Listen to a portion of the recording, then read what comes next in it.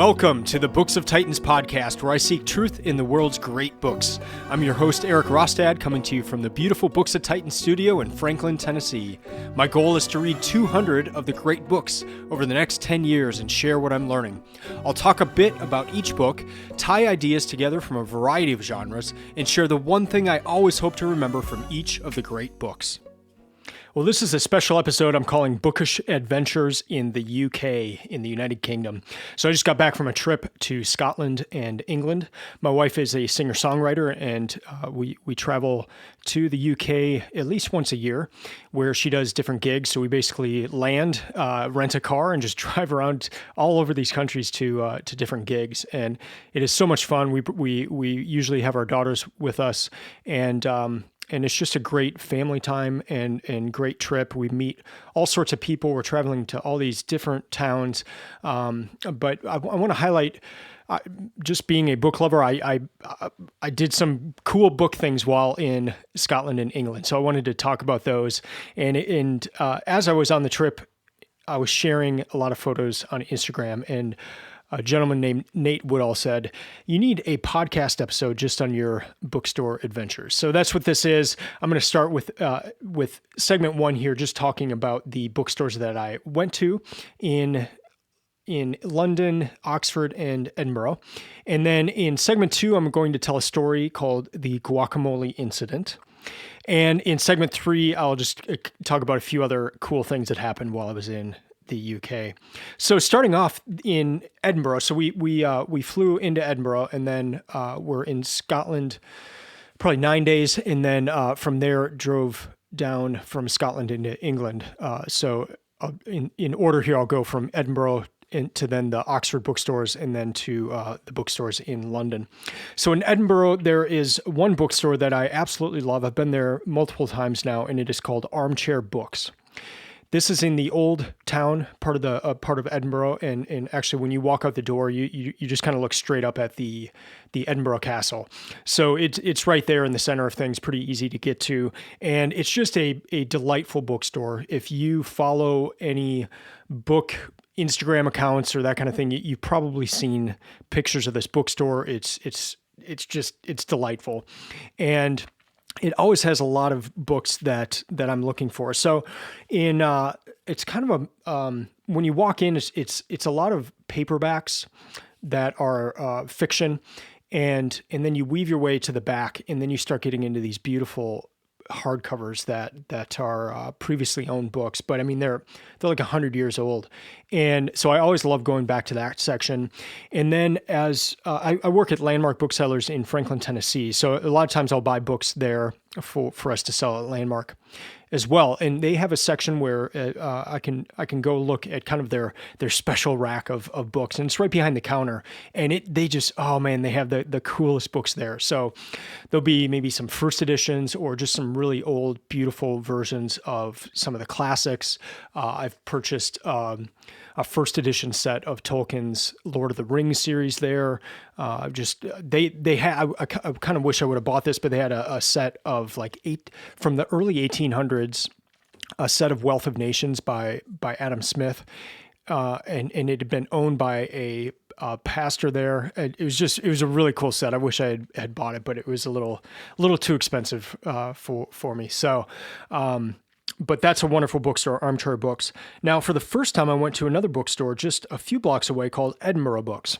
And the proprietor there told me that he had worked at Armchair Books many years ago, but had bought a bookstore that was going out of business and decided to open up his own bookstore, and that was 17 years ago, and that is Edinburgh Books. Now, there's a main level there and then a basement level. The basement had some awesome classics. They had a section of the Loeb books, the green and red ones, where the green are in Greek and English, and then the red ones are in Latin and English. Also some great books, a section of some George MacDonald books, which that's my wife's favorite author, so we're always looking for those. Two other bookstores I want to highlight in Edinburgh, and these are more of chains, but one is Blackwell'S, and that is right next to, or right across the street from Edinburgh University. I love Blackwell'S. They're famous for being in Oxford. Their Oxford store is kind of the flagship. and it's multi-level and all that. The Blackwell'S in Edinburgh is also a wonderful store. They have if you go in and go to the left, there's a great just Scotland-related history, all sorts of anything to do with Scotland. They have a great section of books there. The other bookstore we went to is in the new town of Edinburgh, which Newtown is kind of funny because Newtown is still like late 1700s, early 1800s. So it's old to us people from the U.S., but it's the new part of town, and right on the main thoroughway there is a Waterstones, and that's a multi-level store and just a fun one to go into as well. So as for the books that I purchased, here are the books that I got in Edinburgh, and most of these are for landmark booksellers where we're selling these.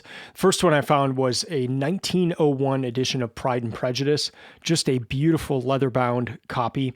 I got that at Armchair Books.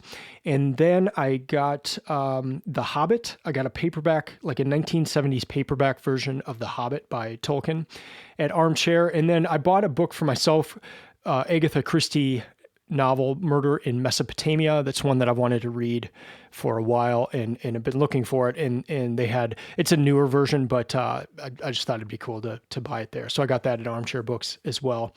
At the other store, Edinburgh Books, I got 2 Harry Potter first editions.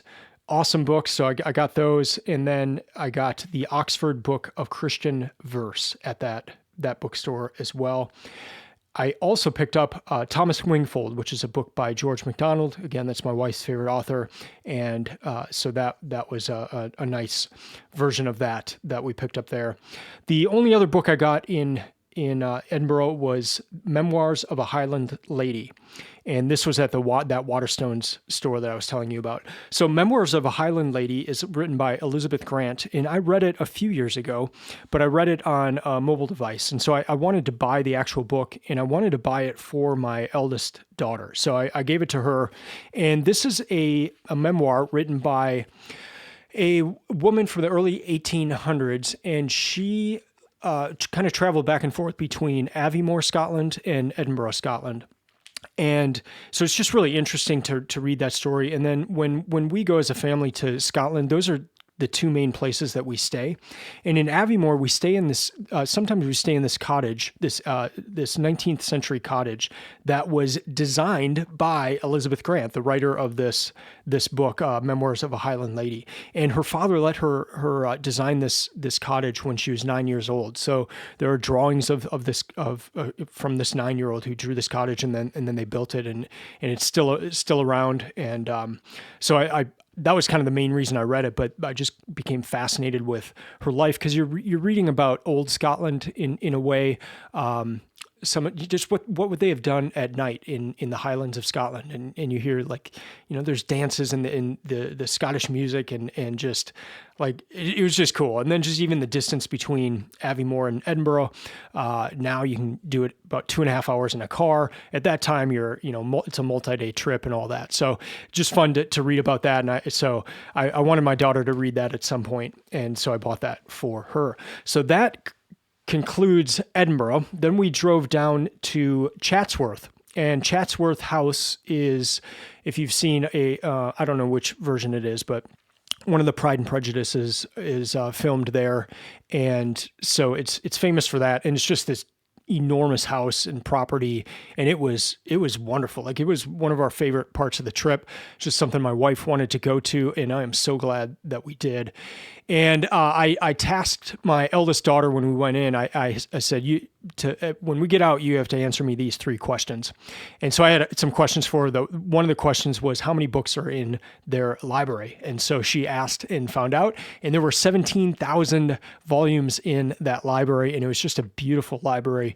I took some photos of it and shared those on Instagram. So I didn't buy any books there, but Chatsworth House, if you have the chance, wonderful place to visit, and a very just incredible library. You can't really go into the library. You can look at it, look into it. There are some parts where you can see some of the books, but you can't actually go into the room of the library. But it is, you can peer into it, and it is wonderful.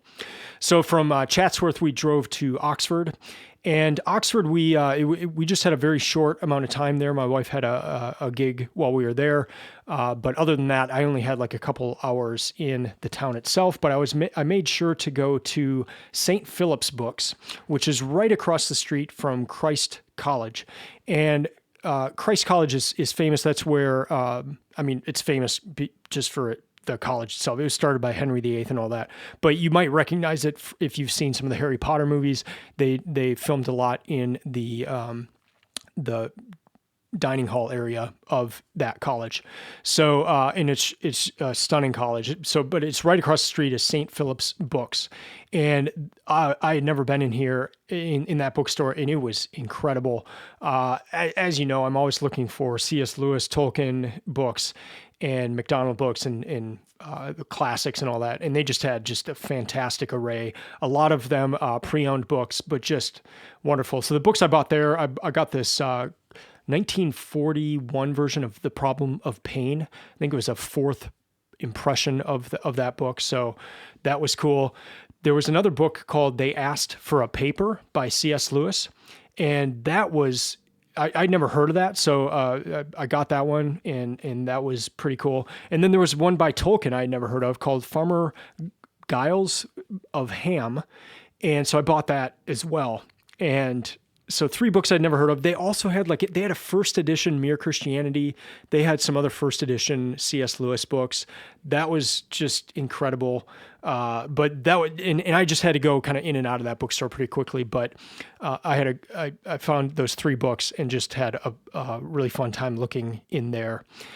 Other thing that I did in Oxford, we went as a family to the Kilns, which is where C.S. Lewis lived. Tolkien and Lewis would have discussions there. The Inklings would have meetings there. And so I saw the room where they met. I saw the place where C.S. Lewis wrote a lot of his books. It was a very special thing for me, for my wife. Lewis is my favorite author, so just to be in the place where he lived and wrote a lot of the books was pretty special. And I wasn't going in there as like I'm gonna feel this special feeling because I'm in the author's house or something. But I did. I really did have it was just like a unique feeling. It was just I'm here where Lewis wrote the books, and I wasn't trying to conjure it up or anything, but I just had this. I don't know. It was cool. It was if you have the chance to go, it's probably 5-10 minute drive outside of Oxford, but I would highly recommend it. A lot of the books that Lewis would have had in the house when he was there have been relocated to somewhere else. So when you're looking on the shelves, it's not the books that he would have had there, but it's still a great collection of books. And it's neat to be in that house. So now on to London, the last stop on the trip. And London is just incredible. There is one area of London that is called Cecil Court. And Cecil Court has a number of different shops, but there are a number of bookstores. And it's just this kind of it's a small shopping area. But here's what it says online about Cecil Court. Welcome to Cecil Court, the ultimate destination for art, antiques, books, culture, and curiosities. A whole street of uncommonly good independent shops and experienced, knowledgeable dealers waiting to be discovered by you. Consult the shop directory to find out who's who, read up on our rich and storied past, or better yet, come and visit us. That's on the website. There's a quote by Graham Greene. Thank God, Cecil Court remains Cecil Court. So if you're in London, you've got to go to the Cecil Court. Number of really neat bookstores there. So I'll cover those first. And I didn't, again, we're kind of going fast in this section, so I didn't get to go into all these, but here are the ones that are on that Cecil Court. There's Goldsborough Books. There's Watkins Books. There's Marchpane. So I went into Marchpane and spent a lot of time there. And then in segment 2, I'll tell a story, the Guacamole Incident that occurred while in Marchpane. There's Travis and Emery, which is music books. I walked in there really quickly. And then Tindley and Everett. I did not get to go into that one. The Travis and Emery bookstore with music books, I do want to return there because I have a a chest, treasure. Like it looks like a treasure chest, but it was a travel chest for an opera singer from the early 1900s, and her name was Dorothy Orton. And this is her chest of like all her memorabilia. There's photos. There are programs for the operas that she sang in, and it is so, I want to go, I haven't had time to really dig in deep, but I would love to just kind of dig in deep to this chest. It just covers like letters that she wrote, all these different things from her life. And I hope to go through it at some point in my life. And when I do, I hope to return to this Travis and Emery bookstore and see if I can find some mentions of her, or maybe some contemporaries of Dorothy, and just to kind of get a deeper view into Dorothy. So I've kind of put that in the back of my mind to revisit Travis and Emery at some point. There were a couple other bookstores in London. These are not on Cecil Court, but just other places in London. John Sandow Books. So that was the first one that we went to, and that was cool. It was 3 levels, a main level, upstairs, and then a basement area.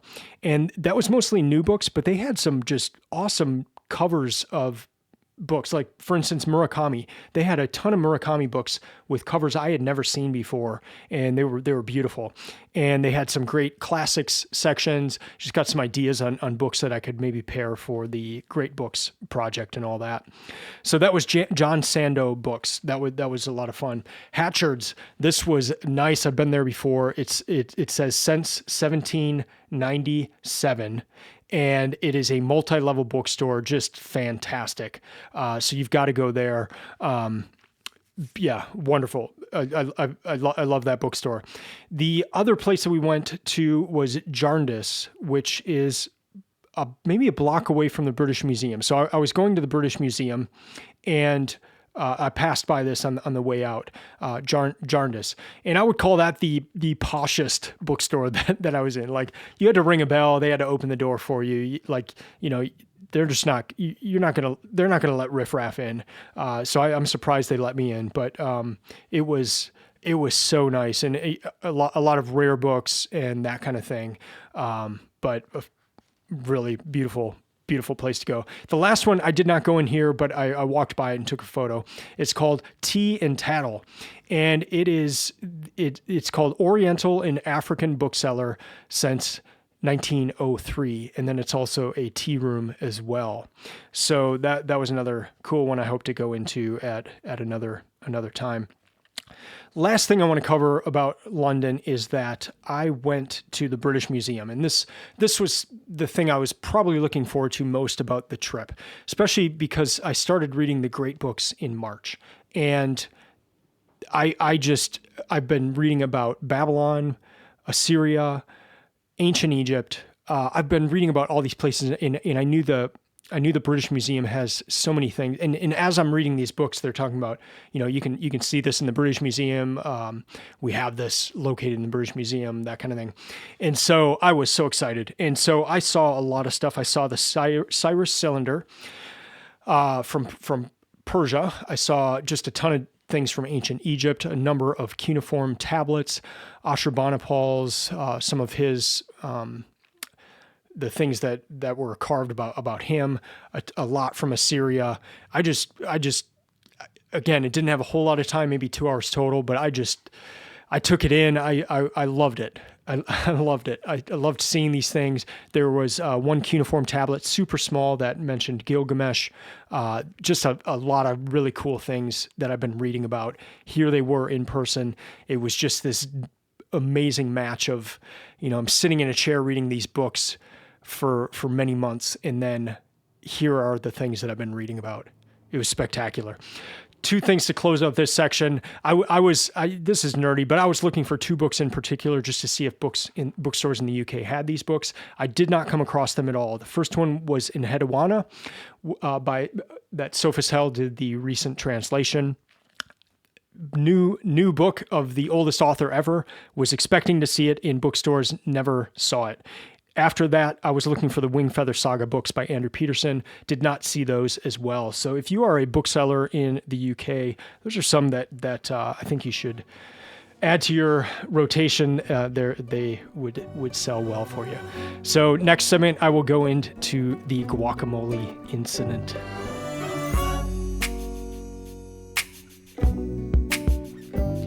Well, earlier this year, my wife had gone to London and had visited this bookstore in that Cecil Court area of London, the one called Marchpane that I mentioned in the last segment.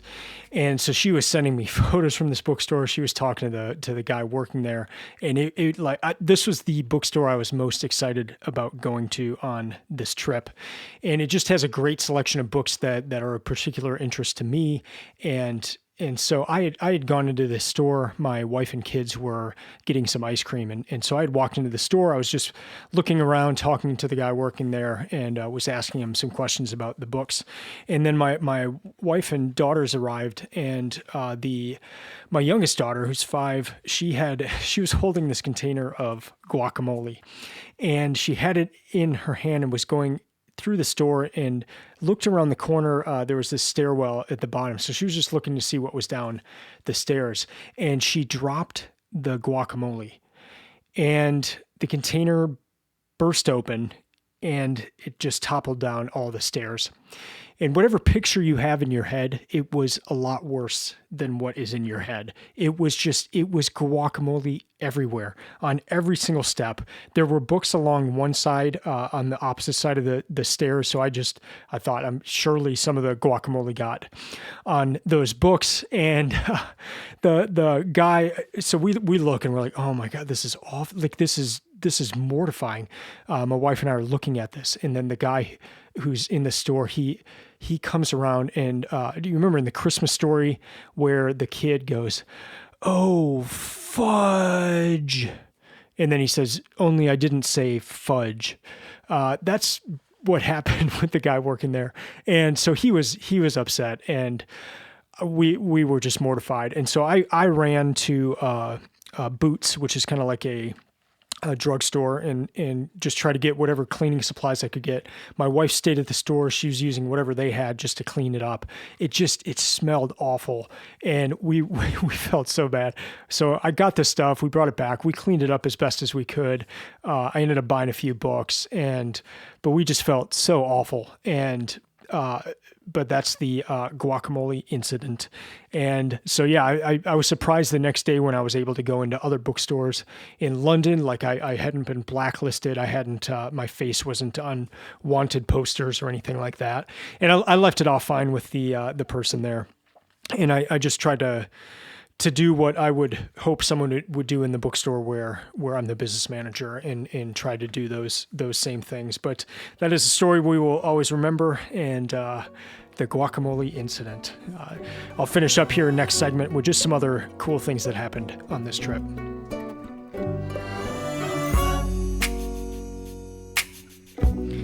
All right, a few fun things that happened on this trip. One is that we stayed in Aviemore, and we stayed at a house.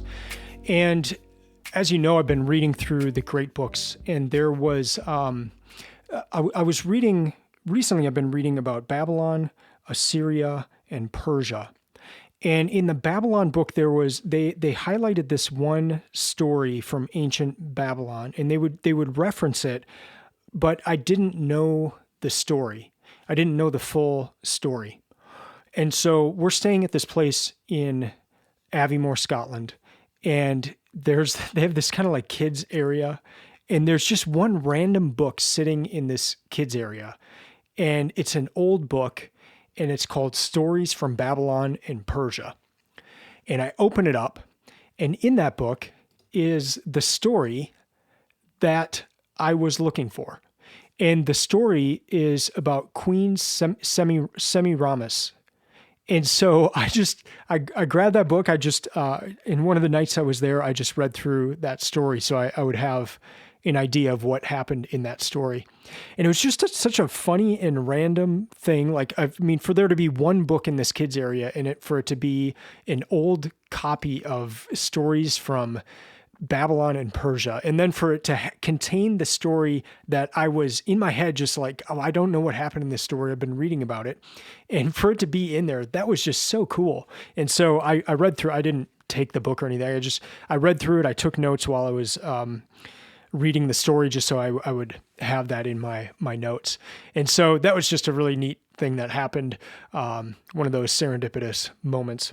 The other really cool thing from this trip was that I met with a guy named David Jack. And David Jack, if you listen to the episode I did about Sir Gibby last year, that was one of my favorite books I read. It was by George MacDonald, and David Jack did the translation for that book. Now, George MacDonald writes in English, but he writes a lot of the dialect in Scots. And it's just, if people read George MacDonald and they read old versions of George MacDonald, they always get stuck on this Scots. Just, we're not used to reading it. It's very hard to understand. And so what David Jack does is just translates that Scots into modern English. And the versions of the books that David Jack does is it will have one column of the Scots. So if you want to read the Scots, it's there. Or if you want to just look at it, it's there. But right next to it on the right side of the column is it's the translation into English. So David Jack is just going through all of these old George MacDonald books and translating them. And we met up and we went to some bookstores in Edinburgh, and that was just fun. It was fun to talk to him. It was fun to hear stories, to hear about his love of George MacDonald, to hear the other things that he enjoys reading, but then also to go to these bookstores with David Jack and even look at George MacDonald books that they had on the shelves there. So that ended up being a really neat thing and a fun part of the trip, just to go through bookstores in Edinburgh with him. So that concludes the Bookish Adventures in the UK. I've never done an episode like this, just highlighting a trip, but whenever I do travel, I try to find the bookstores, and I just love looking through them. I love, if I'm going to buy a memento or something from a trip, it's usually going to be a book. And I will usually write in the books in the front where I bought it, the date I bought it, and what it cost and all that. And I just love looking through that when I look through books in my library of books where I've just bought in different countries or at different bookstores. It's just kind of a fun thing to do. And even if it's a book that's not about that particular area, it helps me remember that trip. So that's kind of a fun thing I do on my travels. And I loved being able to do this with my daughters and my wife as well. But just going into some of these bookstores with my daughters was cool. Even when my daughter was telling me that book time is done, I know they enjoy looking through these stores as well. So if you go to either of these places, I hope you hit some of these bookstores. If you do, let me know. I would love to hear your adventures from the UK bookstores, and then for you to highlight some bookstores that I missed too. Like I said, my wife and I, in our family, we go almost yearly to Edinburgh and to other parts of the UK. And so if I've missed some bookstores, please let me know. I think it was last year we did get to go to Wigton in Scotland, and Wigton is the bookstore capital of Scotland, and that was really cool. However, we were there on a Sunday, and there was only one bookstore open, I think, and so I do hope to get back there. And I know I did not cover that in this episode, as with it should be covered because there are so many good bookstores there. But that was not a part of this trip, but I do hope to get back there at some point in the future. Thanks for listening. I hope you enjoyed this, and I will be back in a week or two with some other books, probably the ones about Babylon and Persia coming up, as I just covered Assyria in the last episode. Until then, check out my website, booksoftitans.com. You can see my lists, my reading lists from all the years past, and what I'm planning to read for this Great Books project over the next 10 years. Until then, keep reading, keep listening, and